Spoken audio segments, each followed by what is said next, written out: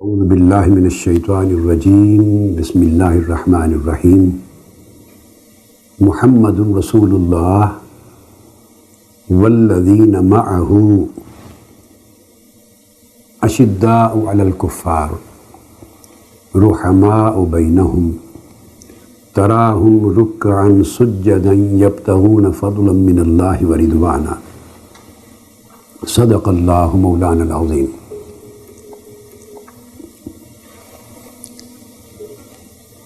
محترم مشائخ اعظام،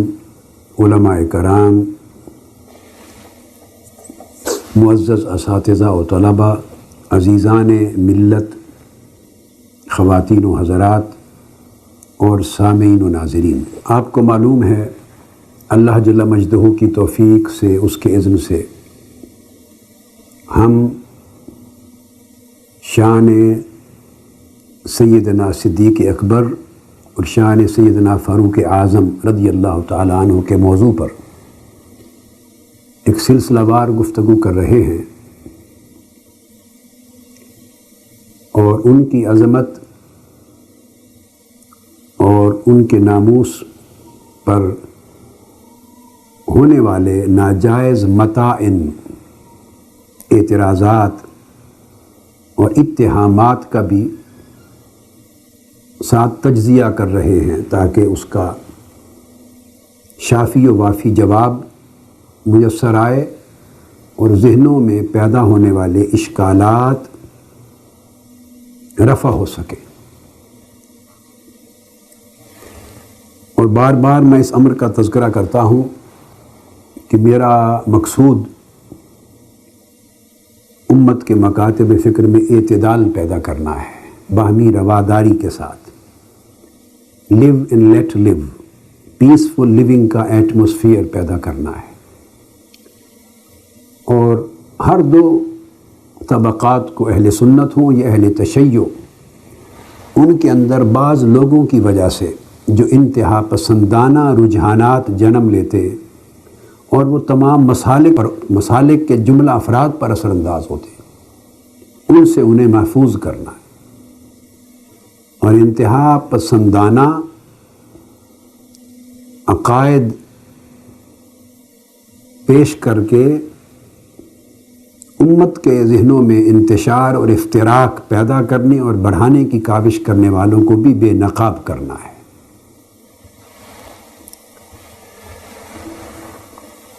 یہ بات ذہن نشین کریں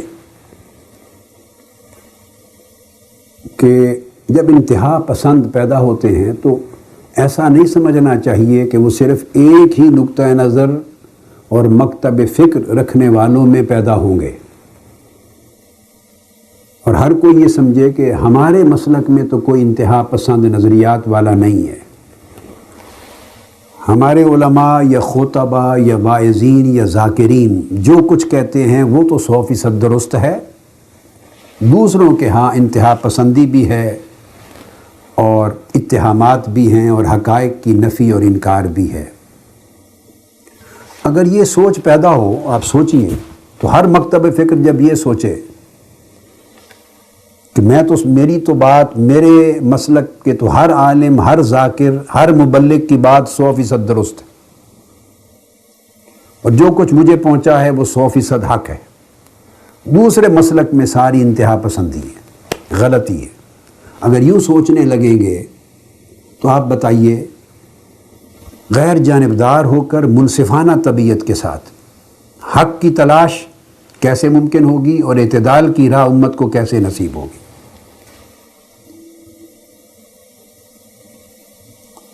مجھے اس امر میں کوئی شک نہیں ہے کہ انتہا پسند دونوں مسلکوں میں گھس آئے ہوئے ہیں ایک عرصہ سے۔ اگر اہل سنت والجماعت میں خارجیوں نے جگہ پا لی ہے اور اہل سنت کا لبادہ اوڑھ لیا ہے اور اپنے خارجی عقائد اہل سنت کے عقیدہ کے نام پر فروغ دیتے ہیں اور انتہا پسندی پیدا کرتے ہیں، جس کے نتیجے میں اہل بیت اطہار کے ساتھ محبت، ان کی تعظیم و تکریم کا وہ جذبہ جو ہوا کرتا تھا، اس میں انہوں نے ہر ایک پر تو اثر انداز نہیں ہوئے مگر بے شمار حلقوں میں اثر ڈالا ہے، اس کو مدھم کیا ہے اس شعاع کو۔ مجھے معلوم ہے کہ اہل سنت کے ہاں محرم الحرام میں سیدنا امام عالی مقام امام حسین علیہ السلام کی شہادت کے تذکرے بڑی محبت کے ساتھ، عقیدت کے ساتھ، غم و حزن کے ساتھ 3 دن تو کم از کم ہوتے تھے۔ اہل تشیع تو پورے 10-12 دن اپنی مجالس کرتے تھے، مگر اہل سنت کی کوئی مسجد پورے ملک میں، اہل سنت والجماعت کی کوئی مرکز نہیں ہوتا تھا جو 3 دن تک تذکرہ امام حسین اور شہادت امام حسین کے ذکر سے خالی۔ آج میں دیکھتا ہوں پورے ملک کی جمیع مساجد میں جائیں، وہ کیفیت جو آج سے 40 برس پہلے، 50 برس پہلے، 100 برس پہلے، پھر 30 برس پہلے، 25-20 برس پہلے تک تھی، وہ کیفیت آج نہیں ہے۔ کیا کہیں گے اس کو؟ اہل سنت میں اویئرنیس آ گئی ہے زیادہ، انہوں نے اپنے آپ کو تشیع سے پاک کر لیا ہے؟ نہیں، میں کہوں گا خارجیت کے اثرات داخل ہوئے۔ ہر گھر میں اہل سنت کے ہاں، خود میں اس بات کا گواہ ہوں ذاتی، 7 محرم الحرام کو اور 9 محرم الحرام کو ختم ہوتے تھے، ایصال ثواب کے طرح طرح کے اہتمام ہوتے تھے، سیدنا علی اصغر کے لیے، سیدنا علی اکبر کے لیے، دیگر شہدائے کربلا معلیٰ کے لیے، 10 محرم الحرام کو امام علی مقام اور جمیع شہدائے کربلا معلیٰ کے لیے ایصال ثواب کا اہتمام ہوتا تھا اہل سنت کے اپنے طریق پر۔ اب آپ خود سوچئے، اور گھر گھر وہ اہتمام اب نہیں رہا، خارجیت نے اثرات داخل کیے۔ اب بہت سے حلقے ہیں اہل بیت اطہار کی محبت کا، اس جوش و خروش سے نام لینے میں تردد کرتے ہیں، گھبراتے ہیں جس جوش و خروش سے پہلے لیا جاتا تھا۔ یہی وجہ ہے کہ جب میں نے پچھلے کئی سالوں سے اس خارجیت کے بڑھتے ہوئے اثرات کے خلاف ایک بند باندھنے کی کوشش کی، جہاد کیا، علمی سٹرگل کی، اور محبت اور عظمت اہل بیت کو دوبارہ لوگوں کے دل و دماغ میں اور عقائد میں اجاگر کرنے کے لیے دلائل دیے، ایفرٹس کی کئی سالوں میں، تو جو لوگ متاثر ہو گئے تھے لاشعوری طور پر، خارجیوں کی بات نہیں کر رہا، اہل سنت والجماعت میں جنہیں شعور بھی نہیں کہ وہ متاثر ہو چکے ہیں، گرد آ چکا ہے،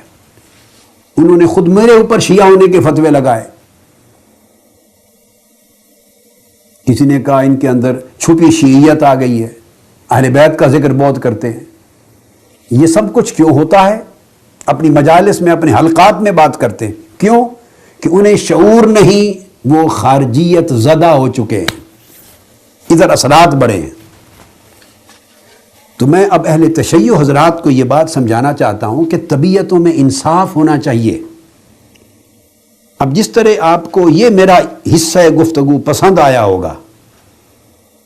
اور آپ کے دل نے گواہی دی ہوگی کہ بات تو میں سچی کر رہا ہوں، اب اس طرح اگلا حصہ گفتگو بھی اسی طرح منصفانہ طبیعت سے سنیے۔ جیسے خارجیت نے اہل سنت کی حدود میں داخلہ اپنا کیا ہے اور متاثر کرنے کی کوشش کی، پھوٹ ڈالی، اسی طرح شیعہ مسلک میں رافضیت داخل ہو گئی۔ رافضیت اصل شیعیت نہیں ہے۔ رافضی لوگ اسی طرح ہیں جیسے اہل سنت کا لبادہ اوڑھنے والے خارجی لوگ، ادھر خارجی ہیں ادھر رافضی ہیں، جو صحابہ کرام پر سب و شتم کا رواج ڈالتے ہیں اور خلفائے راشدین کو صرف خلافت کے اختلاف تک مسئلے کو نہیں رہنے دیتے کہ افضل کون تھا، سیدنا علی شیر خدا یا شیخین خلفائے ثلاثہ یا شیخین کریمین، خلافت کا حقدار کون تھا، ان کو ہونا چاہیے تھا، اس طرح کی علمی بات تک مسئلہ نہیں رہنے دیتے۔ انہوں نے یہ رافضیت ہے، شیعیت اصل شیعیت نہ تھی، انہوں نے خلفائے راشدین کو معاذ اللہ کافر تک کہنا شروع کر دیا، پبلکلی منافق کہنا شروع کر دیا، حضور علیہ السلام کے خلاف قتل کی سازشیں کرنے والا کہنا شروع کر دیا. آقا علیہ السلام کے معاذ اللہ قتل اور شہادت کی سازشیں کرنے والے، اور اس طرح کے کلمات پبلکلی کہنے شروع کر دیے. ٹی ویز پر، ٹیلی ویژن پر برطانیہ میں جائیے، پچھلے 6 ماہ سے کفر بکا جا رہا ہے. جیسے خارجی اہل بیت اطہار کے خلاف کفر بکتے ہیں، اس طرح رافضیت داخل ہو گئی ہے، جنہوں نے اصل شیعیت کو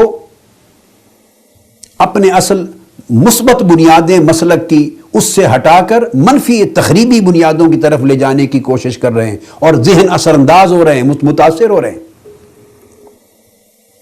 اب یہ کون گوارا کرے گا کہ سیدنا ابوبکر صدیق، خلافت کا اختلاف ایک علمی بات ہے، الگ مسئلہ رہا، افضل اور مفضول ہونے کی بات الگ ہے، امامت کی بات الگ ہے. اپنے اپنے عقائد کے دائرے میں ہر کوئی رہے تو فساد اتنا پیدا نہیں ہوتا. اس وقت فساد کی فضا بنتی ہے جب کوئی سیدنا صدیق اکبر کو کافر اور منافق اور مرتد کہنے لگے، معاذ اللہ، استغفر اللہ. سیدنا فاروق اعظم کو کافر، منافق، مرتد کہنے لگے، حضور علیہ السلام کے قتل کے درپے کہنے لگے. اور آج کل پاکستانی سیاستدانوں کی مثال دے کر جیسے وہ صدر یا وزیر اعظم کے ساتھ اپنے مفادات کے لیے چمٹے رہتے ہیں، وفاداری کا لبادہ اوڑھ کر، تاکہ بعد ازاں مفاد اٹھا سکیں. ان کا ایمان اس طرح تھا جیسے سیاستدانوں کا ایمان ہوتا ہے.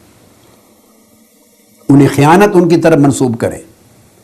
پھر انہیں سیدہ عالم، سیدہ کائنات فاطمہ الزہرا رضی اللہ تعالیٰ عنہ کی بے حرمتی کرنے والے، ان کے دروازے توڑنے والے، ان کے گھر کو آگ لگانے والے، ان کو تماچے مارنے والے، معاذ اللہ، استغفر اللہ، اس طرح کی باتیں کرنے لگے سیدنا فاروق اعظم کو. اور یہ باتیں بتانے لگے لوگوں کو کہ آقا علیہ السلام کے جنازے میں شریک نہیں ہوئے، اور اپنی خلافتوں اور حکومتوں میں پڑے رہے. جب بات یہاں تک چلی جائے، یہ جتنے جملے میں نے بولے ہیں، اگر کسی کے ذہن میں خیال آئے کہ کون کہتا ہے یہ بات، تو میں نے کبھی سنی سنائی بات نہیں کی. میں نے لندن میں ٹی وی چینلز پر اپنے کانوں کے ساتھ یہ ساری باتیں سنی ہیں. ٹی وی پر بیٹھ کر لاکھوں نوجوانوں، امت مسلمہ کے افراد کو خطاب کرتے ہوئے مولوی صاحبان اور ذاکر یہ باتیں کہہ رہے ہیں، میں نے اپنے کانوں سے سنی. اور میں نے بعض محبت کرنے والے معتدل طبیعت کے بڑے اچھے صالح منش لوگوں کو کہا کہ خدا کے لیے اس کفر کو بند کرائیں، انتہا ہو گئی. اور یہ کسی کی سنی سنائی بات نہیں، میں نے سنا ہے. اور اس کے بعد میری غیرت ایمانی نے گوارا نہیں کیا کہ میں دوبارہ وہ چینل آن کر کے سن سکوں. 2-3 چینل لگے ہوئے ہیں اس پر ٹی وی کے، ہر روز صبح و شام. اب یہ سارا کچھ جو ہو رہا ہے، میں نہیں سمجھتا کہ یہ شیعیت ہے. میں شیعہ بھائیوں کو نصیحت کر رہا ہوں، یہ رافضیت ہے جس طرح ادھر خارجیت ہے. اہل سنت اپنی صفوں کو خارجیت سے پاک کریں، اور اہل تشیع اپنی صفوں کو رافضیت سے پاک کریں، اور مل جل کر رہنا سیکھیں، ایک دوسرے کے بزرگوں کا ادب اور احترام کرنا سیکھیں، پیسفل لیونگ سیکھیں، ماڈریٹ بنے اپنے اپنے نقطہ نظر میں، اپنے مسلک اور عقیدہ پر رہیں. مگر اس طرح کے تیر نہ چلائیں. نتیجہ کیا ہوگا؟ جب آپ شیشے کے گھروں میں بیٹھ کر دوسروں پر پتھر ماریں گے تو اس فضا میں پھر کچھ شیشے تو آپ کے بھی ٹوٹیں گے. دانش مندی تو نہیں ہے یہ. اگر آپ آگ جلائیں گے اور آگ پر تیل ڈالتے جائیں گے اوروں کو جلانے کے لیے، تو ساتھ آپ کے اپنے کپڑے اور آپ کا اپنا گھر بھی جلے گا. واللہ اگر معاملہ علمی اختلاف تک رہتا، کوئی خلافت کو مانتا ہے، کوئی نہیں مانتا، اپنے اپنے عقائد ہیں، عقیدہ امامت ہے، عقیدہ خلافت ہے، اپنے تصورات ہیں، فدق کے مسئلے پر اپنے علمی نظریات ہیں، جیسے ایک زمانوں میں اہل علم کے ہاں ہوتے ہیں. تو یہ بات کو آج سے تھوڑی میرے علم میں آئی ہے. میں یہ اختلافات بچپن سے جانتا ہوں، بچپن سے پڑھ رکھے ہیں. مجھے تو 30-35 برس ہو گئے ایسے موضوعات پر گفتگو بھی کبھی نہیں کی. مگر معاملہ علم کا نہیں، امت میں انتشار کی آگ لگانے پر آ گیا اور لوگوں کا ایمان جلانے پر آ گیا. اب یہ میں جتنا بھی معتدل ہوں، مجھے معلوم ہے، اور ایمانداری سے مجھے پوری عمر سے سننے والے سمجھتے ہیں کہ میری طبیعت میں کتنا اعتدال ہے، کتنا توسط ہے اور کتنا رواداری ہے، اور میں تفرقہ پسندی کا کتنا دشمن ہوں، انتہا پسندی کا ہر آدمی جانتا ہے۔ مگر اس کا مطلب یہ تو نہیں کہ اگر سیدنا صدیق اکبر اور سیدنا فاروق اعظم کو کچھ ایسے کلمات برسر عام ٹی وی پر، جہاں لاکھوں کروڑوں لوگ، پورا یورپ سن رہا ہے، اور ہر روز بیٹھ کر، یہ بھی نہیں ایک دن کی بات ہے،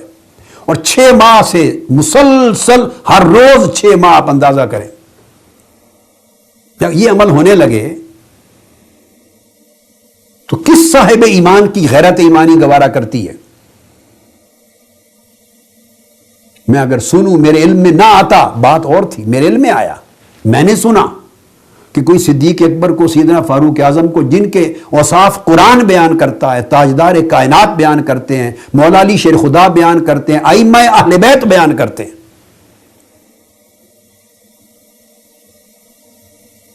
ان کو جہاں بیٹھ کر آج کافر مرتد کہا جا رہا ہے، ائمہ اہل بیت میں سے تو کسی نے نہیں کہا تھا، تو یہ کس کا عقیدہ ہے ان کو کافر مرتد جاننا؟ مولا علی شیر خدا نے تو نہیں کہا خلفائے ثلاثہ کو۔ یہ میں ڈنکے کی چوٹ پر بتا رہا ہوں، آپ ہر روز میرے خطابات میں نہج البلاغہ اور کل کتب سنتے ہیں، مولا علی شیر خدا نے تو نہیں کہا، وہ تو تعریف کرتے کرتے تھکتے نہیں ہیں، ان کو امامان ہدایت کہتے ہیں، دعائیں کرتے ہیں۔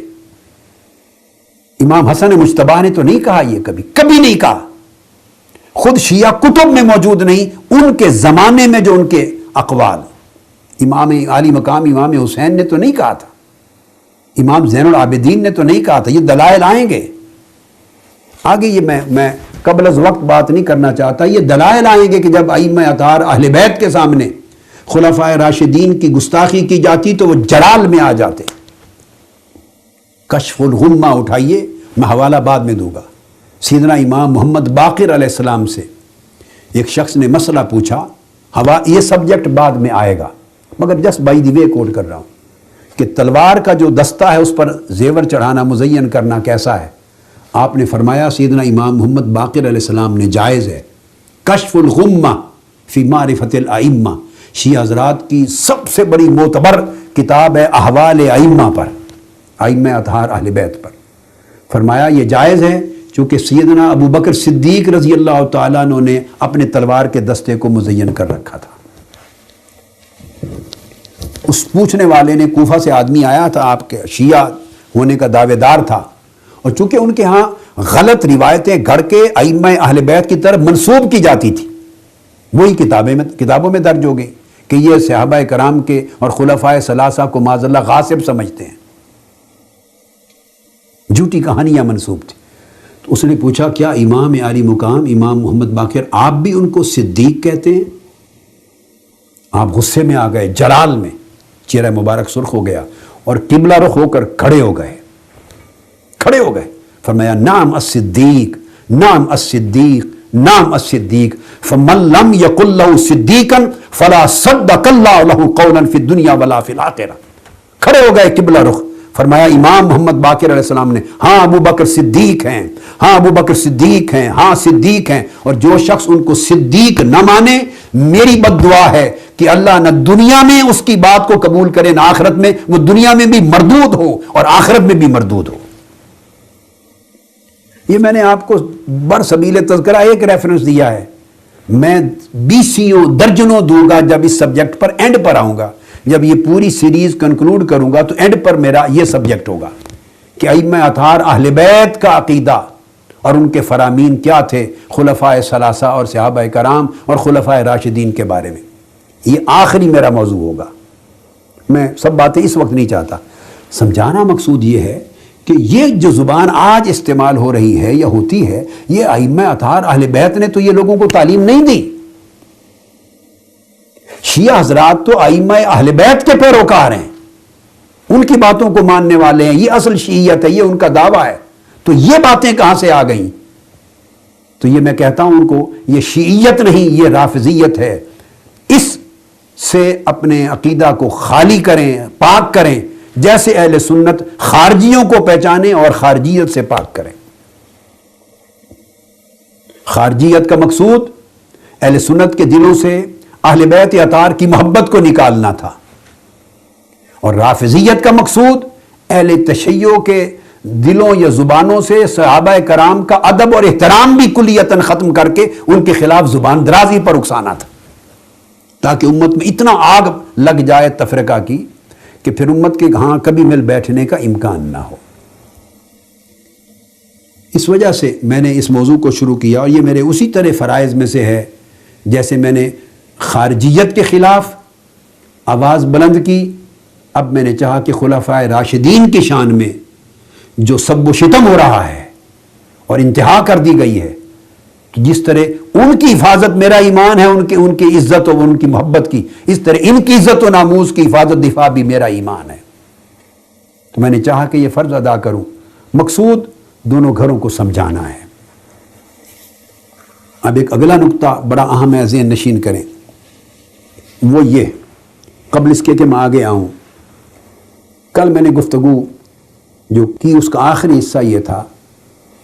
کہ یہ جو آج عقیدہ امامت و خلافت ہے، صدیوں سے جو کتابوں میں ہے،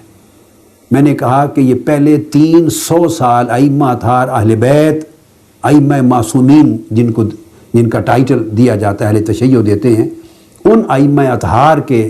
دور میں یہ منصوص من اللہ امام اور خلیفہ ہونے کا تصور نہیں تھا۔ اس تصور کو بنتے بنتے 300 سال لگے، ہلکے ہلکے اشارے لوگوں نے پھر روایات بنائی، اور گھر کے پھر اسی زمانے کے حوالے سے جب روایت بنتی ہے تو وہ تو لے کے توڑ اوپر تک چلی جاتی ہے نا، وہیں پہنچا دیتی ہے، ائمہ اطہار تک پہنچا دی نا، ان کی طرف منسوب کر دی، ان کے عقائد یہ نہیں تھے۔ اب وہ میں نے تاریخی حوالے آپ کے سامنے رکھے۔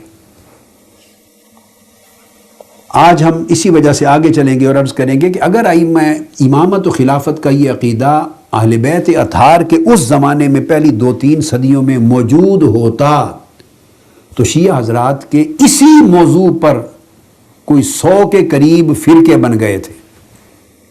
وہ فرقے ہی وجود میں نہ آتے، وہ سارے فرقے دعوی امامت و خلافت پر بنے تھے، یاد رکھ لیں، کسی اور مسئلے پر نہیں، کیونکہ اہل بیت ہی میں سے، بنو فاطمہ میں سے، علویین میں سے، اولاد حسن اور اولاد حسین میں سے بے شمار ائمہ نے اپنے اپنے وقت میں دعوی امامت کیا، دعوی خلافت کیا، اور وہ ائمہ اطہار اہل بیت یہ 11 امام نہیں تھے، دیگر تھے اہل بیت میں سے۔ ان کے ہوتے ہوئے چونکہ وہ کرتے رہے تو جو ان کو مانتے گئے وہ فرقے بنتے گئے، شیعہ حضرات میں شیعان علی کے وہ فرقے بنتے گئے۔ اب تو یہ اہل بیت کے اندر اختلاف تاریخ بتا رہی، اگر کوئی اچھالے اس بات کو کہ صحابہ کرام کیسے صحابہ کرام تھے، ان کے اندر اختلاف ہوئے، میں نے آپ کو کہا کہ ہمیشہ غیر جانبدار ہو کے سوچیں، اگر یہ اعتراض وہاں بنے گا تو پھر اہل بیت اطہار کے اندر اہل خانوادہ رسول میں بنو ہاشم میں 300 سال تک یہ اختلاف امامت اور خلافت پر ہوئے، اس کا کیا جواب دیا جائے گا؟ جو جواب آپ یہاں دیں گے وہی جواب صحابہ کرام کی شان کے لیے ہوگا۔ تو میں اس موضوع کو شروع کرنے سے قبل ایک اور کلمہ نصیحت عرض کرنا چاہتا ہوں۔ دیکھیے، میری طبیعت میں چونکہ کسی کو رنجیدہ کرنا اور کسی کو خفا کرنا یا کسی کے خلاف بات کرنا طبعاً نہیں ہے۔ اگر دوران گفتگو کسی کی طبیعت پہ کوئی چیز ناگوار گزرے اور رنجیدہ خاطر ہو تو میں 100 بار معذرت خواہ ہوں، 100 بار معذرت خواہ ہوں، میرا مقصود یہ نہیں۔ مگر جب بات آ جاتی ہے سیدنا صدیق اکبر کی، سیدنا فاروق اعظم کی، سیدنا عثمان غنی کی، سیدنا مولا علی شیر خدا کی، صحابہ کرام کی، اہل بیت اطہار کی، جب ان کی عزت پہ حملہ ہوتا ہے اور کفر اور ارتداد اور منافقت کے الزام لگتے ہیں تو بعض اوقات دفاع کرتے ہوئے جذبات ایمانی اس میں جوش بھی آ جاتا ہے، اور جس کے جذبات ایمانی میں جوش اور غیرت میں جوش نہیں آئے گا اس کو سوچنا پڑے گا کہ وہ مسلمان اور مومن ہے بھی یا نہیں۔ بعض اوقات اس غیرت ایمانی میں ایک فطری سا جوش ہے، اس میں ممکن ہے کبھی ایسی بات کوئی ہو جائے کہ وہ دوسرا محسوس کرے کہ اس کو رنج ہوا ہے، تو اس کو نظر انداز کریں اور حقائق کو سمجھنے کی کوشش کریں۔ دوسرا کلمہ نصیحت یہ ہے کہ ہمارا دین ہمیں ادب سکھاتا ہے، اور اکابر کی، صحابہ کرام اور اہل بیت اطہار کے تقدس اور عزت و حرمت کی کچھ حدود ہیں، اگر وہ ہٹ جائے، یہ بات بڑی اہم ہے، وہ حدود اگر ختم ہو جائیں تو پھر ہر انسان کو آزادی ہے، پھر جو چاہے کسی کے اوپر زبان کھولتا پھرے۔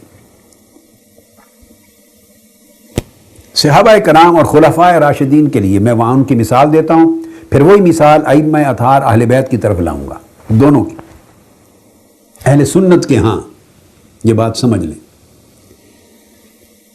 خلفائے راشدین، یہ جلیل القدر عظیم صحابہ کرام، یہ کلہم عدول، ان کی عدالت پر اہل سنت کا ایمان اور اعتقاد ہے۔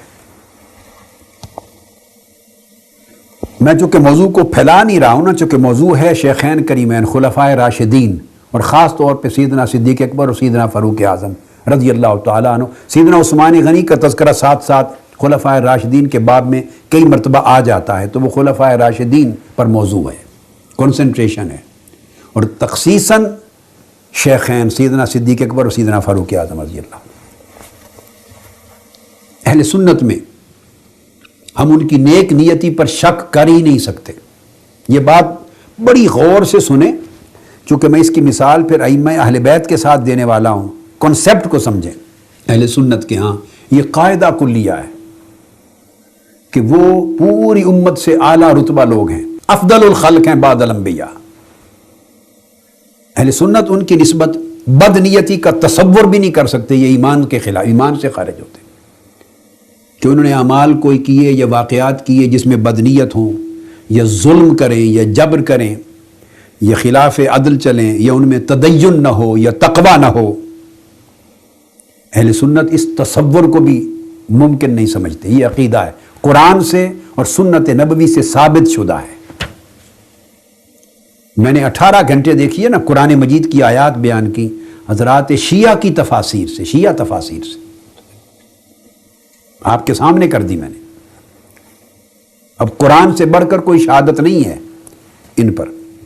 اس پر اللہ پاک نے اپنے ان سے راضی ہونے، جنت کی ابدی بشارت دینے اور ان کے دلوں کے حال پر مہر تصدیق ثبت کرنے اور اللہ کی اپنی الوہی گواہی دینے پر تمام دلائل ہیں قرآن مجید کے، سب کچھ آپ کے سامنے۔ تو ہمارے ہاں یہ صاحبان عدالت ہیں، صاحبان فضیلت ہیں، صاحبان تدین ہیں، صاحبان تقوی ہیں، صاحبان اخلاص ہیں، یہ ظلم نہیں کر سکتے، جبر نہیں کرتے کسی پر، حق غصب نہیں کرتے، بددیانتی نہیں کرتی، حرص و لالچ سے پاک ہیں، نفس پرستی سے پاک ہیں، خود غرضی سے پاک ہیں، یہ تحفظ حاصل ہے ان کو۔ آپ پوچھیں گے کیوں؟ یہ تحفظ تربیت و صحبت مصطفیٰ کا تحفظ ہے، یہ آقا علیہ السلام کی وہ کلاس ہے جو 23 برس محنت کر کے حضور نے تیار کی ہے۔ اگر یہ ان پیمانوں پر پورے نہ اتریں تو یہ تاجدار کائنات کی معاذ اللہ ناکامی بنتی، اور 23 برس اول دن سے تا دم وصال ہر قدم پر آقا علیہ السلام کی صحبت میں، وفاداری میں، جانثاری میں، خدمت گزاری میں رہے۔ اب یہ ان کو تحفظ حاصل ہے، اہل سنت کے عقیدے میں حفاظت ہے، یہ محفوظ ہیں۔ معصوم ہم نہیں مانتے، بات کو سمجھ لیں، معصوم ہم صرف انبیاء کو مانتے ہیں، مگر اللہ کی حفاظت میں ہے آقا علیہ السلام کی تربیت و صحبت کی وجہ سے۔ آقا علیہ السلام نے تزکیہ فرمایا ہے ان کا اپنی صحبت میں بٹھا کر، آقا علیہ السلام نے ان کی تربیت کی ہے، اپنی صحبت کے فیض سے نوازا ہے، خلوتوں میں بھی، جلوتوں میں بھی، سفر میں بھی، حضر میں بھی۔ اس لیے یہ ان کو ایک تحفظ، پریولیج حاصل ہے کہ جب کوئی ان کا اختلاف، ان کے مابین اختلاف آ جائیں، خواہ ان کے اپنے صحابہ کرام کے مابین یا کبھی کسی مسئلے پر صحابہ کرام و اہل بیت اطہار کے مابین آ جائے، تو ہم دونوں میں کسی طرف بھی سوء نیت، بد نیتی منسوب نہیں کرتے، ہم اس کی توجیہ کرتے ہیں، تعویل کرتے ہیں، اور اس کے مثبت پہلو کے ساتھ اس واقعہ کی تعبیر تشریح کرتے ہیں، اور دلائل، واقعات، تاریخی روایات، قرآن مجید، سنت اور واقعات کی تمام تفصیلات کو لے کر جو مثبت اس کا رخ ہے اس کو سامنے لاتے ہیں۔ اگر یہ تقدس، حفاظت کا یہ حصار توڑ دیا جائے، جیسے کہ اس وقت بعض انتہا پسند جو شیعہ مسلک کا لبادہ اوڑھ کر یہ پھیلا رہے ہیں، اس طرح کی کاوشیں کر رہے ہیں، اگر اس تصور کو مان لیا جائے کہ معاذ اللہ یہ پھر گئے اور کوئی تقدس ان کا نہ رہا، کوئی حفاظت نہ رہی، اور حصار ختم کر دیا ادب اور حیا کا، تقدس کا، ان کی حفاظت کا، تقوی کا، اور ایک عام انسان اور عام سیاستدان کی طرح معاذ اللہ استغفر اللہ سمجھ لیا۔ کیوں سمجھا؟ کہ وہ جو حفاظت تھا دین کی، القرآن کی آیات سے، سنت نبوی سے، حضور کی صحبت سے، حضور کی تربیت سے، حضور کے فرمودات سے، ان کے بارے میں ہم نے جب ان کو رد کر دیا، حصار ٹوٹ گیا ادب کا، تقدس کا۔ جب حصار ٹوٹ گیا تو آپ نے اپنی مانند ایک عام انسانوں کی طرح لیا، تو پھر ان کی نیتوں کو اسی طرح سوچا جیسے آپ روزمرہ معاملے میں اپنے بھائیوں کے ساتھ بدنیتی کرتے ہیں، رشتہ داروں کے حق کھاتے ہیں، ڈاکہ زنی کرتے ہیں، چوری چکاری کرتے ہیں، جھوٹ بولتے ہیں، خیانت کرتے ہیں، جیسے آپ لوگ، ہم لوگ، سوسائٹی کے عام یہ سیاستدان 24 گھنٹے جھوٹ ہی بولتے ہیں، مکر کرتے ہیں، اندر کچھ اور باہر کچھ اور۔ پھر جب خدا نہ خواستہ جب حصار توڑ دیا اور آپ اٹھا کے یہاں لے آئے، پھر آپ کو آزادی ہے، جو چاہیں کہتے پھریں۔ حصار جو ٹوٹ گیا، پھر کوئی لمٹ نہیں ہے۔ یہ ہو رہا ہے۔ اب اسی طرح اب دوسری مثال کو سمجھیں، جیسے ان کو حضور علیہ السلام کی تعلیمات و تربیت کے نتیجے میں ایک حصار ہے تقوی، پرہیزگاری، اس لیے صحابہ کرام کے باہمی اختلافات پر بھی اہل سنت زبان کو بند رکھتے ہیں۔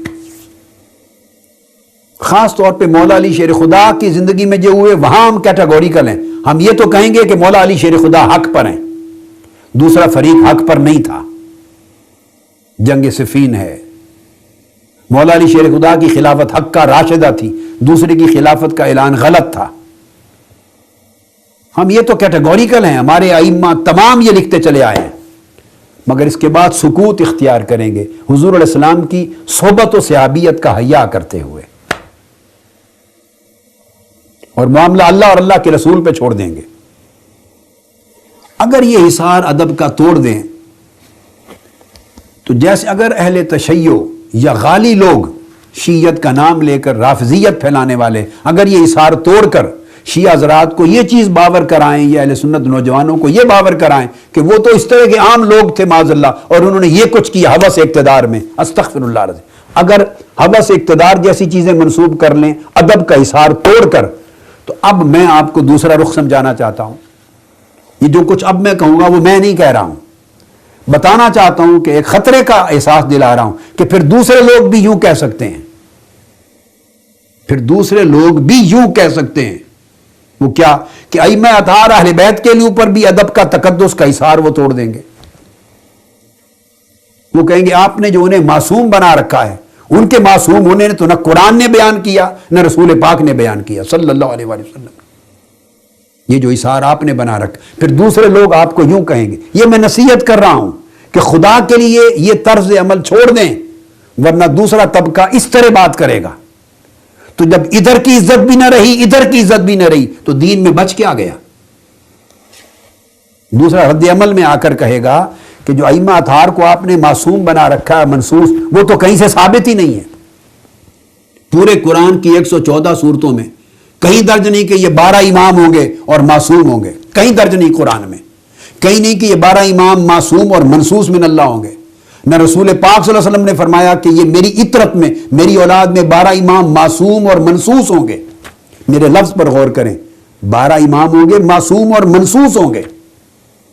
پہلا علی شیر خدا ہوگا، پھر حسن، نہ حضور علیہ السلام نے فرمایا، نہ قرآن نے کہا، نہ سیدنا علی شیر خدا نے خود کہا کہ میں معصوم ہوں اور میری امامت و خلافت منصوص من اللہ ہے، تیسری دلیل۔ نہ امام حسن مجتبیٰ نے کہا خود کہ میں معصوم اور منصوص ہوں، میری امامت و خلافت۔ اگر اپنی خلافت منصوص مانتے تو حضرت معاویہ کے حق میں ودڈرا نہ کرتے۔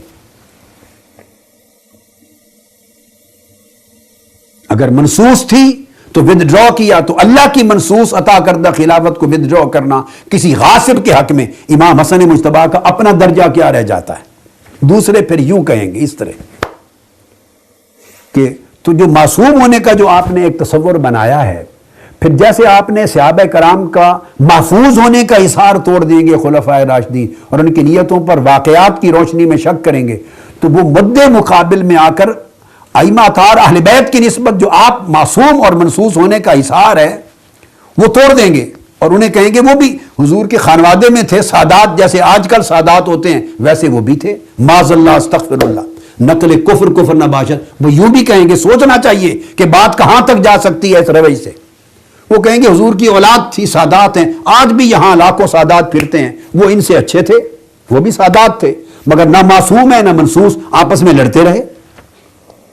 300 سال تک ان کی جنگ رہی آپس میں اہل بیت کے اندر خلافت اور امامت کی۔ تو وہ جب حد ٹوٹ جائے گی عزت کی، تقدس کی، معصومیت کی، ان کے نیک نیت ہونے کی، ان کے متقی ہونے کی، صاحب تقوی، صاحب زہد، صاحب ورع ہونے کی، کہ وہ ایسے نہ تھے، جب حد ٹوٹ گئی اور عام انسانوں کی طرح لے لیا گیا کہ ٹھیک ہے بالکل ترازو پر تولیں عام انسانوں کی طرح اور کوئی خاص پریولیج نہ دیں، اگر صحابہ کرام کو اسپیشل پریولیج نہیں دینا، پریروگیٹو نہیں دینا، کوئی کنسیشن نہیں دینی، کوئی رعایت نہیں دینی ان کے واقعات میں، تو ادھر کیوں رعایت دی جائے؟ آئیے عدل اور انصاف کے ساتھ تجزیہ کریں غیر جانبدار ہو کر۔ اگر اس طرح سوچنے لگ جائیں تو وہ ان کے آپس کی لڑائیوں کو کیا یہ نہیں کہیں گے کہ لڑتے رہے آپس میں، حکومتوں پر لڑتے رہے؟ اگر یہ الزام لگا دیں گے خلفائے راشدین اپنے اقتدار کے لیے لڑتے رہے، تو 300 سال تک اہل بیت اطہار کے اندر جو لڑائی ہوئی اور جو ان کے اٹھ کے شہزادے اور ائمہ اہل بیت خلافت امامت کا دعویٰ کر کے شہید ہوتے رہے، کوئی کیا کہے گا؟ اسی وجہ سے خارجی لوگوں نے، گستاخ لوگوں نے، اہل بیت سے بغض رکھنے والے لوگوں نے امام حسین پر بھی زبان درازی کی علیہ السلام، اور اس کو بھی کہا کہ وہ کربلا میں معاذ اللہ یزید سے حکومت چھیننے کے لیے گئے تھے، اقتدار کے لیے گئے تھے۔ اس کی ذمہ داری آپ پر آ جائے گی، ایک زبان کھولے گا دوسرا بھی کھولے گا، اور یہ کتابیں لکھی گئی تھی، خلافت یزید پر کتابیں لکھی گئیں، بدبخت لوگ یہاں تک جا پہنچے، امیر المومنین یزید کہا گیا، بدبخت یہاں تک جا پہنچے، یزید کو رضی اللہ تعالیٰ عنہ کہا گیا۔ آج کل بھی ایک کسی آدمی نے ٹی وی پر، ایک مبلغ صاحب نے یہ کہہ دیا تھا، بعد میں جب میرے خطاب کے ذریعے گرفت ہوئی تو پھر ودڈرا کیا کہ غلطی سے زبان سے نکل گیا تھا، عقیدہ وہی ہے، اس یزید لعین کو، اس یزید ملعون کو رضی اللہ تعالیٰ عنہ کا، امیر المومنین کا، اور امام حسین کو معاذ اللہ باغی کا کتابیں لکھی گئی۔ تو جب حد ٹوٹ جاتی ہے ادب اور احترام کی، یاد رکھیے، تو پھر وہ تیر صرف صحابہ کرام کی عزت پہ نہیں پڑتے، پھر اہل بیت اطہار پر بھی آپ ڈلواتے ہیں وہ تیر۔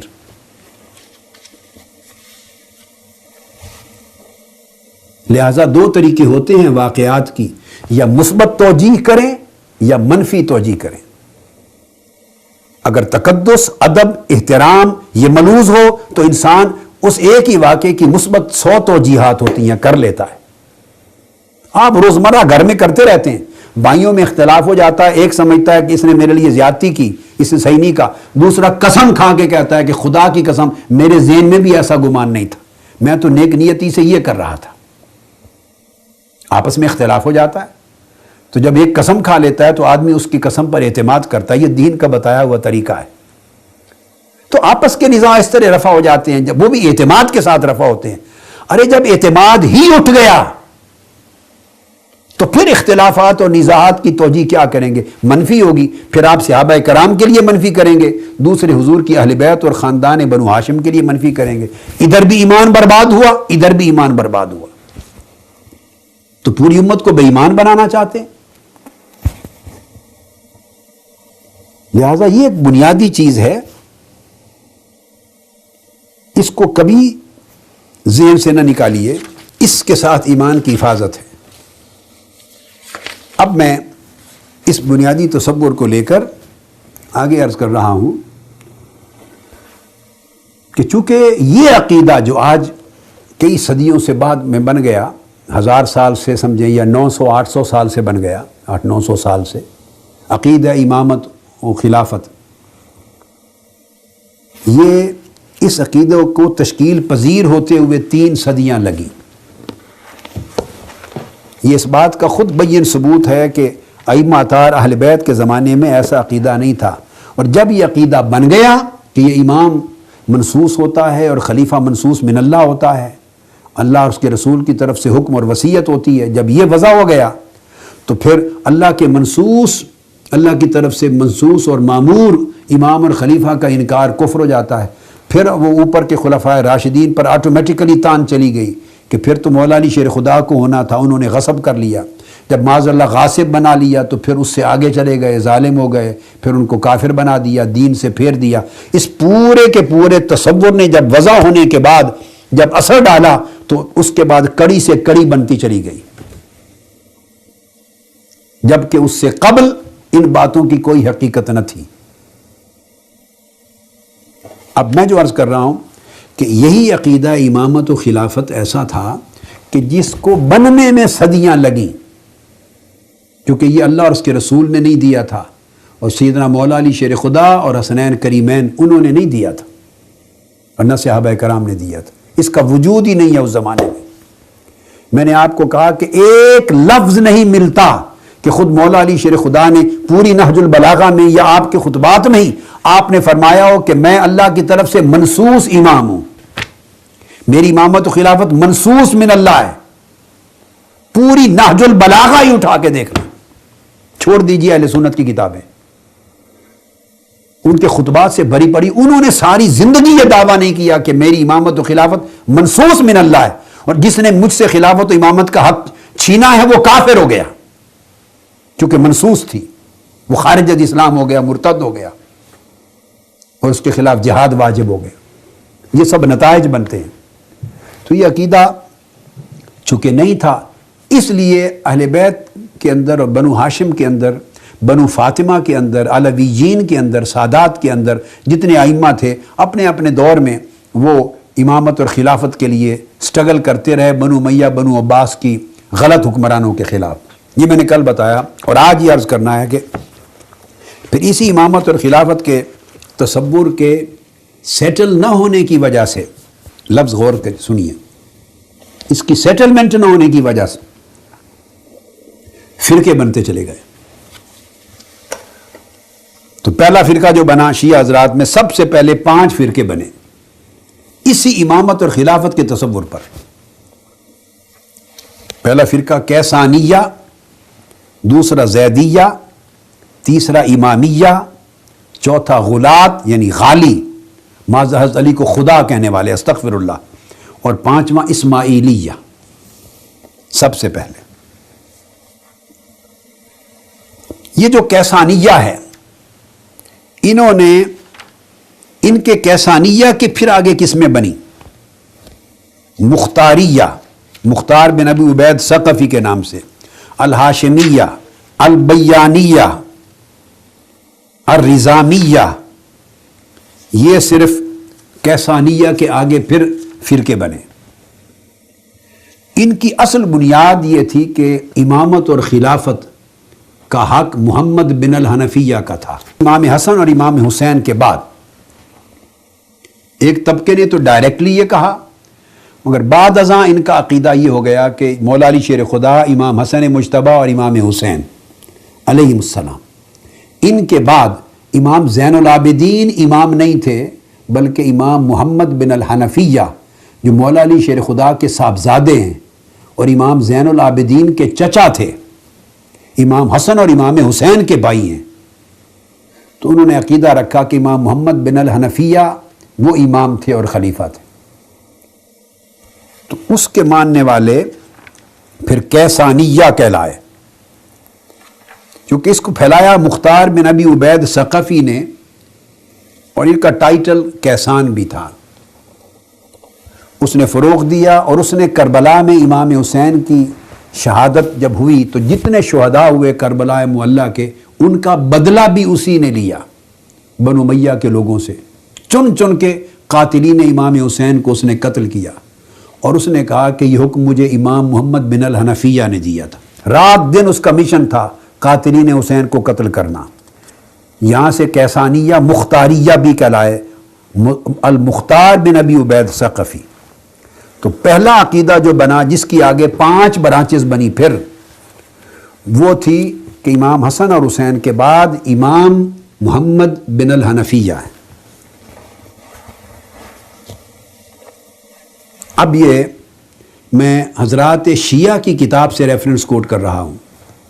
اصول کافی شیعہ حضرات کے اصول اربعہ میں بنیادی کتاب ہے، اس کی جلد اول نوٹ کر لیجئے، صفحہ 348، کتاب الحجہ، کتاب الحجہ صفحہ 348، مطبوعہ تہران طبع جدید، اور اس کا جو مطبوعہ لکھنؤ بھی ہے اصول کافی، اس کا حوالہ بھی ہے، طبع قدیم لکھنؤ کی چھپی ہوئی، اس کا صفحہ 218، اور تہران کے مطبوعے کا صفحہ 348، کتاب الحجہ جلد اول۔ اب میں یہ جو جتنی بات کروں گا ان تمام چیزوں کی تائید کتب شیعہ سے اب لے رہا ہوں میں۔ اس اصول کافی میں آتا ہے عن ابی جعفر علیہ السلام، سیدنا ابو جعفر امام محمد باقر علیہ السلام راوی ہیں اس کے۔ قال لما قتل الحسین ارسل محمد بن الحنفیہ الى علی بن الحسین علیہ السلام فخلا بہ۔ جب امام علی مقام امام حسین علیہ السلام شہید ہو گئے تو امام محمد باقر علیہ السلام فرماتے ہیں کہ حضرت محمد بن حنفیہ جو بھائی تھے امام حسن اور امام حسین کے، انہوں نے حضرت امام زین العابدین کو بلوا بھیجا ان کی شہادت کے کچھ عرصہ بعد۔ امام زین العابدین ان کے پاس گئے، لوگوں کو نکال دیے، جب اکیلے بیٹھے تو اب امام زین العابدین بھتیجے ہیں، امام محمد بن حنفیہ چچا ہیں، تو محمد بن حنفیہ کہنے لگے یبن آخی، اے میرے بھتیجے، امام زین العابدین سے کہا، میں حوالہ اصول کافی کا کوٹ کر رہا ہوں، اب سنی کتابوں کو نہیں، جیسے میں نے عرض کیا تمام، اور یہ اصول ہے۔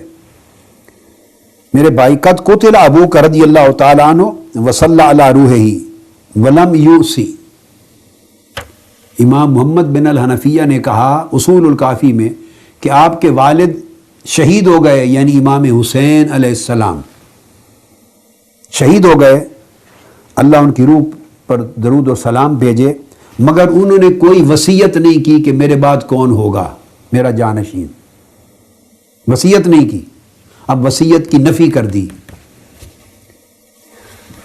وَأَنَا أَمُّكَ وَسِنْوُ أَبِيكَ وَوِلَادَتِي مِنْ عَلِيٍّ علیہ السلام فی سنی وقدیمی احق بہا منک، میں آپ کا چچا ہوں، میری ولادت پہلے ہے، عمر میں زیادہ ہوں، آپ سے زیادہ میں حقدار ہوں، آپ عمر میں چھوٹے ہیں، آپ کا چچا بھی ہوں، امام حسین نے وصیت بھی کوئی نہیں کی، لہذا اب امامت اور خلافت کا حقدار میں ہوں۔ فلا تنازعنی فی الوصیت والامامت ولا تحاجنی، اب وصیت کے مسئلے پر اور امامت کے مسئلے پر میرے ساتھ کوئی جھگڑا نہ کرنا، اختلاف نہ کرنا، اور نہ کوئی مناظرہ اور دلائل کے ساتھ بحث کرنا کہ میں تمہارا چچا ہوں، تمہارے لیے تمہارے والد کی مثال ہوں، اور میں حضرت علی المرتضیٰ کا بیٹا ہوں، عمر میں تم سے زیادہ ہوں اور سلسلے کے لحاظ سے بھی زیادہ حقدار ہوں، تمہاری عمر تھوڑی ہے، لہذا وصیت اور امامت کے معاملے میں مجھ سے جھگڑا نہ کرنا اور حیل و حجت نہ کرنا۔ جب یہ بات ہو چکی، اس پر امام زین العابدین نے آگے انہیں جواب دیا، فقال له علی بن الحسین یا ام اتق اللہ ولا تدع ما لیس لک بحق انی اعظک ان تکون من الجاہلین ان ابی یا ام صلوات اللہ علیہ اوصی الی۔ اب امام زین العابدین بولے اس حوالے کے مطابق کہ آپ اللہ سے ڈریں، آپ حقدار نہیں ہیں، میں آپ کو نصیحت کرتا ہوں اس کام سے رک جائیں، میرے والد نے میرے حق میں وصیت کی تھی۔ اب آپ دیکھیے اصول کافی کی روایت، چچا اور بھتیجے میں اختلاف ہو گیا، چچا نے کہا وصیت نہیں کی لہٰذا ان دلائل کی بنا پر میں حقدار ہوں، انہوں نے کہا میرے لیے وصیت کی تھی، چچا نے کہا آپ کے والد نے وصیت نہیں کی تھی۔ نتیجہ یہ ہوا کہ یہ پوری آگے تفصیل دے دی گئی ہے اس کتاب میں، اور جو حوالہ میں نے کوٹ کیا ہے یہ پہلا حوالہ تو میں نے عرض کر دیا اصول کافی کا، کہ اب امامت اور خلافت پر پہلا اختلاف ہو گیا چچا اور بھتیجا میں۔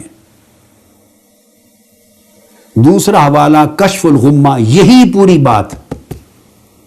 تاکہ یہ بھی نہ ہو کہ کسی شاذ روایت سے میں دے رہا ہوں۔ کتنی کتب نے اس پورے واقعے کا حق ہونا بیان کیا۔ کشف الغمہ فی معرفت الائمہ، جلد دوم، صفحہ 110، فی ذکر فضائل الامام علی بن الحسین، مطبوعہ تبریز، ایران کی چھپی ہوئی، طبع جدید۔ تیسرا یہی حوالہ منتہی الاعمال، شیعہ حضرات کی کتاب، جلد دوم، صفحہ 26۔ چوتھا حوالہ کتاب الخرائج، تالیف جو ہے قطب راوندی شیعی، اس طرح اور وہ صفحہ 233، 5واں باب معجزات الامام علی بن الحسین۔ ان تمام کتابوں میں یہ چیز وضاحت کے ساتھ آئی ہے کہ امام محمد بن الحنفیہ اور امام زین العابدین کے درمیان امامت اور خلافت پر اختلاف ہو گیا، اور یہ بے شمار دیگر اور کتب میں بھی ہے، میں نے آپ کو جو مناسب تھی وہ عرض کر دیا۔ اب جو بات آگے دیکھنے والی وہ یہ تو ان کا اختلاف ہے امام محمد بن الحنفیہ کا، مگر جنہوں نے انکار کیا امام زین العابدین کی امامت اور خلافت کا انکار کیا چچا ہو کر، انہوں نے ان کی امامت و خلافت کا انکار کیا اور کہا کہ میں ہوں۔ اب اگر ذہن میں آئے کہ ان کا انکار کرنے والا کافر ہو گیا، امام زین العابدین کی امامت کا انکار کیا آمنے سامنے، منہ کے سامنے، اگر یہ آئے تو میں یہ بھی عرض کر دوں کہ امام محمد بن الحنفیہ ان کی شان یہ ہے کہ ان کا درجہ کیا تھا۔ امام محمد بن الحنفیہ کا درجہ یہ تھا کہ ان کو سیدنا علی شیر خدا کرم اللہ وجہ الکریم نے اپنے زمانہ میں ان کو اپنا جھنڈا عطا کیا تھا۔ جب جنگ جمل ہو رہی تھی تو وہ مولا علی شیر خدا کے جھنڈا بردار تھے، اور اہل تشیع کی اپنی کتاب فرق الشیعہ، تصنیف حسن بن موسیٰ نوبختی، صفحہ 23، نجف اشرف کا مطبوعہ ہے، طبع جدید۔ اور اسی طرح الشیعہ فی التاریخ، محمد حسین کی تصنیف ہے، صفحہ 48، مطبوعہ قاہرہ۔ اب وہ کہتے ہیں کہ محمد بن حنفیہ وہ بزرگ تھے جو مولا علی شیر خدا نے ان کو جھنڈا دیا تھا جنگ جمل میں، وہ علی شیر خدا کے جھنڈے اٹھائے ہوئے تھے، امام حسن اور امام حسین کو نہیں، امام محمد بن حنفیہ کو مولا علی شیر خدا نے جھنڈا دیا تھا۔ اور یہ وہی ہیں جنہوں نے امام حسین کی، ان کے ذریعے ان کے گروہ نے، وفاداروں نے ان کی شہادت کا بدلہ لیا تھا۔ اب یہ ایک چیز میں نے آپ کے سامنے رکھ دی۔ اسی طرح دوسرا، جیسا کہ میں نے عرض کر دیا کہ پھر ان کے ماننے والے مسئلہ امامت پر آگے کئی فرقے بنتے چلے گئے، اور ان میں پھر ایک ہاشمیہ فرقہ بنا۔ جب محمد بن حنفیہ کا انتقال ہوا تو انہوں نے کہا کہ ان کے بیٹے ابو ہاشم امام ہو گئے اور خلیفہ ہو گئے۔ دوسرے نے کہا کہ ابو ہاشم نہیں بلکہ ان کے بیٹے محمد بن علی بن عبداللہ بن عباس، حضرت عبداللہ بن عباس کی طرف خلافت چلی گئی، بنو عباس، ان کے قائل ہو گئے۔ تیسرے نے کہا نہیں، ان کے بھائی حسن بن علی بن محمد بن حنفیہ کو امامت مل گئی۔ چوتھے فرقے نے کہا کہ نہیں، ان کی وراثت جو ہے اور امامت براہ راست حسن کو ملی، اپنے بیٹے حسن کو، بن محمد بن حنفیہ۔ تو 4-5 فرقے، اور ایک اور فرقہ ہوا، اس نے کہا کہ انہوں نے ابو ہاشم نے وصیت عبداللہ بن عمرو بن حرف الکندی کو کی، وہ امام ہوئے نیکسٹ، تو اس ایک طبقے میں 5 فرقے آگے اور وجود میں آ گئے، اور پھر آگے البیانیہ ایک فرقہ بنا اسی طریق سے. اور البیان وہ شخص ہے بیان کہ جس نے روایتیں جھوٹی گھڑی اور ائمہ اطہار اہل بیت کی طرف صحابہ کرام کے خلاف روایتیں گھڑ کے منسوب کی، اور امام محمد باقر علیہ السلام نے کہا اس پر اللہ کی لعنت ہو. اس نے ہمارے شیعوں میں، کوفہ میں، شام میں، عراق میں، بصرہ میں جھوٹی روایتیں یہ اور کچھ اور نام لیے گھڑ گھڑ کے دور بیٹھے ہوئے لوگوں کو منسوب کرتے کہ یہ امام باقر نے کہا، یہ امام زین العابدین نے کہا، ہماری طرف منسوب کیا ہے خلفائے راشدین اور صحابہ کرام کے خلاف گھڑی روایتوں کو، اور وہ سندیں بنا دی ہیں. پھر اسی طرح ایک اور فرقہ بنا زیدیہ. اب زیدیہ کی بنیاد یہ بنی کہ یہ زید بن علی امام زین العابدین کے صاحبزادے امام حسین کرم اللہ وجہ الکریم کی اولاد. اب انہوں نے جب اعلان کیا اپنی امامت اور خلافت کا تو انہوں نے امام جعفر صادق کے ہوتے ہوئے ان سے کہا کہ امام اور خلیفہ میں ہوں. امام جعفر صادق. اب یہ اگلی بات بڑی امپورٹنٹ ہے، میں ان کا بیان، ان کا درجہ اور شان کیا ہے پہلے وہ کوٹ کر لوں. امام جعفر صادق فرماتے ہیں، شیعہ حضرات کی کتاب بہار الانوار جلد 46 صفحہ 135 مطبوعہ تہران، تاریخ علی بن الحسین السجاد. دوسری کتاب شیعہ حضرات کی عیون الاخبار امام علی رضا کی اخبار جلد اول صفحہ 197 مطبوعہ حیدریہ نجف اشرف طبع جدید. اب بہار الانوار میں اور عیون الاخبار میں روایت آتی ہے کہ ہم عبداللہ بن سیابہ بیان کرتے ہیں کہ ہم 7 آدمی مدینہ طیبہ آئے. اب حضرت زید بن علی کا پہلے مقام سن لیں کہ امام محمد باقر کی نگاہ میں ان کا مقام کیا ہے، اور پھر آپ جانیں گے کہ یہ ان کا مقام ہے شیعہ کتب میں ائمہ اہل بیت کے نزدیک، اور انہوں نے پھر اپنی امامت اور خلافت کا ان کے مقابلے میں اعلان کیا. کہتے ہیں ہم کمرے میں آئے اور ہمارے پاس حضرت امام جعفر صادق، ان کی خدمت میں ہم حاضر ہوئے تو حضرت امام زید بن علی اس وقت اپنی امامت اور خلافت کا اعلان کر کے جہاد پر جا چکے تھے. جہاد پر جا چکے تھے. امام محمد باقر پریشان تھے. انہوں نے پوچھا آنے والے لوگوں سے، فقال عندکم خبر امی زید، کیا تمہارے پاس میرے چچا زید کی کوئی خبر ہے؟ یہ امام محمد باقر پوچھ رہے ہیں کہ میرے چچا زید کی کوئی خبر ہے، کیونکہ امام محمد الباقر کے بھائی ہیں یہ. ہم نے جواب دیا قد خرج او خارج، یا وہ نکل چکے ہیں جہاد پر یا نکلنے والے تھے. آپ نے فرمایا سیدنا امام جعفر صادق علیہ السلام نے کہ جو ہی کوئی خبر ملے میرے چچا زید بن علی کی تو مجھے اطلاع کرنا. زید بن علی سے مراد زید بن امام زین العابدین ہے، علی سے مراد زین العابدین ہے. یہ بھی امام زین العابدین کے صاحبزادے ہیں اور امام محمد باقر بھی امام زین العابدین کے صاحبزادے ہیں. اس لیے امام جعفر صادق انہیں اپنا چچا کہہ رہے ہیں، سگے چچا. نتیجہ یہ ہوا کہ پھر ان کو اطلاع ملی، کسی نے ایک خط پہ لکھ کے بھیجا کہ امام زید بن علی زین العابدین جمعہ کے دن شہید ہو گئے اور فلاں فلاں لوگ ان کے ساتھ شہید ہوئے. کہتے ہیں ہم یہ خبر لے کر امام جعفر صادق علیہ السلام کے پاس پہنچے اور وہ کاغذ پہ لکھا ہوا جو تھا ان کو پہنچا دیا. فقارا و بکا ثم قال انا للہ و انا الیہ راجعون، یہ پڑھ کے رو پڑے، انا للہ پڑھا اور کہا ان اللہ اعتصب امی. اب امام جعفر صادق نے کہا کہ خدا کی قسم میں اللہ کے حضور جب پیش ہوں گا تو اپنے چچا کے قاتلوں سے ان کے قتل کا حساب لوں گا، ان کے قتل کا حساب لوں گا. انہ کان نعم الام، واللہ اللہ کی قسم وہ بہترین چچا تھا. ان امی کان رجلا لدنیانا و آخرتنا، ہمارے چچا زید بن علی دنیا میں بھی ہمارا اسوہ تھے، مقتدا تھے، آخرت میں بھی نمونہ تھے، ہمارے لیے نمونہ تھے، مرد کامل تھے. اور فرمایا مدا واللہ امی شہید، خدا کی قسم میرا چچا زید بن علی شہید ہو گیا ہے، شہید ہے. کشہداء استشہد مع رسول اللہ،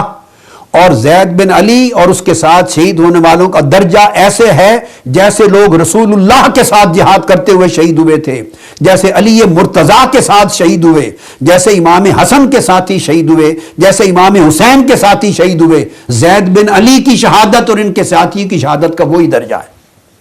اب یہ بات آپ ذہن نشین کر لیں، یہ میں نے حوالے آپ کو دے دیے بہار الانوار اور عیون الاخبار دونوں کتابوں کے تفصیل سے۔ تو ایک طرف تو یہ چیز آپ کے سامنے آ گئی کہ یہ امام جعفر الصادق نے یہ درجہ بیان کیا حضرت امام زید بن علی کا، اور یہاں تک فرمایا پھر آگے کئی کتابوں میں آئے ہیں کہ وہ بغیر حساب و کتاب کے جنت میں جائیں گے۔ تاجدار کائنات کو خواب میں دیکھا اور فرمایا زید میرے بیٹے یہ جنت کا سما دیکھا، فرمایا تو اور اپنے ساتھ جس کو بغیر حساب کے جنت میں لے جا۔ یہ سب چیزیں بہار الانوار میں، عیون الاخبار میں، یہ تمام کتابوں میں آئی ہیں۔ اور امام ابو جعفر محمد الباقر روایت کرتے ہیں، امام محمد الباقر وہ روایت کرتے ہیں کہ میں نے امام زین العابدین سے، انہوں نے امام حسین سے، انہوں نے مولا علی شیر خدا سے سنا۔ امام محمد باقر فرماتے ہیں، آپ فرماتے ہیں کہ یخرج من صلبک رجل، کہ انہوں نے فرمایا تھا میرے بیٹے حسین تمہاری صلب سے ایک آدمی پیدا ہوگا، یقال له زید، اس کا نام ہوگا زید، یعنی امام حسین کے یہ پوتے تھے، پوتے امام زین العابدین کے بیٹے زید بن علی پیدا ہوگا۔ اور فرمایا قیامت کے دن وہ لوگوں کی گردنوں سے چلتے ہوئے جنت میں جائیں گے اور بغیر حساب و کتاب کے انہیں جنت میں داخلہ ہوگا۔ یہ امام محمد باقر فرما رہے ہیں کہ مولا علی شیر خدا نے کہا۔ اب لطف کی بات یہ ہے کہ یہ امام محمد باقر علیہ السلام نے ان کا درجہ بیان کیا کہ بغیر حساب و کتاب کے جنت میں جائیں گے۔ ان کی اور ان کے اصحاب کی شہادت امام حسن، امام حسین، مولا علی شیر خدا اور رسول اللہ کے ہمراہ شہید ہونے والے لوگوں جیسی شہادت ہے۔ اب یہ آپ نے سمجھ لیا۔ اب دیکھیے کہ یہ زید بن علی ہیں کون؟ یہ وہ ہیں جنہوں نے امام محمد باقر علیہ السلام کے سامنے کہا کہ امام آپ نہیں، امام میں ہوں۔ انہوں نے ان کے امامت کا انکار کر کے اپنی امامت اور خلافت کا اعلان فرمایا تھا۔ جن کی شان امام محمد باقر علیہ السلام اور امام جعفر علیہ السلام نے یہ بیان کی، اور اس کا حوالہ اصول کافی میں ہے، شیعہ حضرات کی کتاب اصول کافی۔ اب اس کا حوالہ بڑی توجہ سے سن لیجئے۔ امام ابو جعفر بیان فرماتے ہیں، یعنی امام محمد باقر علیہ السلام بیان فرماتے ہیں کہ حضرت زید بن علی بن الحسین، حضرت امام زید بن علی عراق سے آئے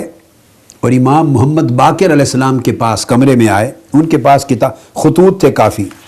خیر تفصیل کی بات ہے، پوچھا خطوط آپ نے بھیجے ہیں اہل کوفہ؟ یہ کوفہ کے خطوط تھے، آپ نے بھیجے کہ انہوں نے بھیجے؟ یہ تفصیل کی بات ہوتی رہی، بات ہو کی۔ اس کے بعد انہوں نے کہا فقال له ابو جعفر، امام محمد باقر علیہ السلام نے کہا کہ اے زید بن علی، آپ امامت اور خلافت کے دعوے کی طرف نہ جائیں، بلکہ کہا کہ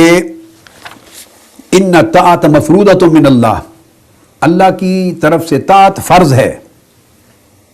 جو پہلے بھی تھی اور آخر بھی تھی، لواحد منا، ہم میں سے کسی ایک کی اطاعت ہوگی، رہ گئی مودت اور محبت وہ ساری اہل بیت کے ساتھ ہوگی، اطاعت ایک کی ہوگی، محبت و مودت سب کی ہوگی۔ یہ بات کر کے ان کے درمیان گفتگو جاری رہی۔ اس پر حضرت زید بن علی غضبناک ہو گئے اور سیدنا امام محمد باقر علیہ السلام سے ناراض ہوئے، اور ناراض ہو کر غضبناک ہو کر فرمانے لگے فغاضب زید، اصول کافی کا حوالہ ہے، عند ذلک ثم قال لی، یہ بات توجہ طلب ہے، امام زید بن علی نے کہا سیدنا امام محمد باقر علیہ السلام کو، لیس الامام منا من جلس فی بیتہ، اگر آپ کا یہ خیال ہے کہ امام آپ ہیں، تو کہنے لگے امام زید بن علی کہ یہ خیال غلط ہے، ہماری اہل بیت میں وہ شخص امام نہیں ہو سکتا جو گھر بیٹھا رہے، وَأَرْخَى سِتْرَهُ، حکمران ظالم رہیں اور وہ پردہ ڈال لے اپنے گھر کے سامنے اور باہر نہ نکلے، وَثَابَتَ عَنِ الْجِهَادِ، اور جہاد کے لیے نہ خود نکلے نہ جہاد کی دعوت دے، وہ ہم میں سے امام نہیں ہو سکتا، امام محمد باقر کہہ رہے تھے جلد بازی نہ کرو، ایک کی اطاعت ہوگی. وہ جواب میں کہنے لگے کہ جو گھر میں بیٹھا رہے ہم میں وہ امام نہیں. ایسا شخص جو پردے ڈال لے، گھر پہ پردے تان کے بیٹھے، وہ امام نہیں. جو جہاد سے روح گردانی کر لے وہ امام نہیں. بلکہ ہمارا امام ایسا شخص ہوگا وَلَكِنَّ الْإِمَامَ مِنَّا مَنْ مَنَعَ حَوْزَتَهُ وَجَاهَدَ فِي سَبِيلِ اللَّهِ حَقَّ جِهَادِهِ وَدَافَعَ عَنْ رَعِيَّتِهِ وَذَبَّ عَنْ حَرِيمِهِ. ہمارا امام وہ شخص ہوگا جو اسلامی حدود سے لوگوں کو روکے اور نکل کے باہر اللہ کی راہ میں جہاد کرے، جہاد کرنے کا حق ادا کرے اور رعایا کو ظالم حکمرانوں کے ظلم سے بچائے اور اپنے حرم کی حفاظت کرے. چونکہ آپ گھر میں بیٹھے ہیں، آپ امام اور خلیفہ نہیں، میں جہاد کے لیے للکار کے نکل رہا ہوں تو میں وہ فرائض ادا کر رہا ہوں. امام زید بن علی کا عقیدہ یہ تھا کہ امامت کے لیے، جہاد کے لیے نکلنا شرط ہے.